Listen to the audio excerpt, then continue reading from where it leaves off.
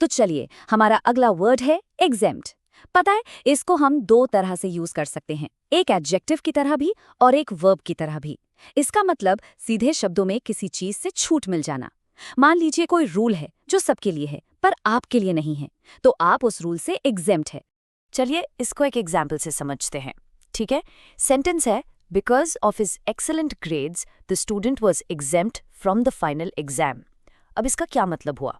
Simple, student के number इतने अच्छे आए, इतने ज्यादा अच्छे कि उसको फाइनल एग्जाम देने की जरूरत ही नहीं पड़ी। उसको एग्जाम से छूट दे दी गई। बाकी सब एग्जाम देंगे पर वो नहीं। अच्छा, अब एक दूसरा एग्जाम्पल देखते हैं जो थोड़ा बिजनेस की दुनिया से है। Small businesses with low profits are exempt from the new corporate tax.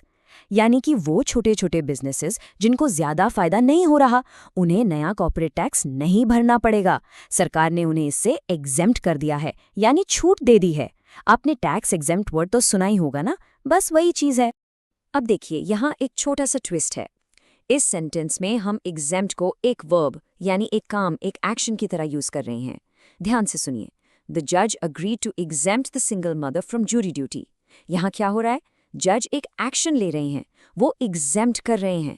किसको? एक सिंगल मदर को। किस चीज से? ज्यूरी ड्यूटी से, जो एक नागरिक की जिम्मेदारी होती है। तो जज ने उन्हें इस जिम्मेदारी से मुक्त कर दिया। आप ये वर्ड न्यूज में या ऑफिशियल बातों में बहुत सुनेंगे, बिल्कुल इस कोड की तरह।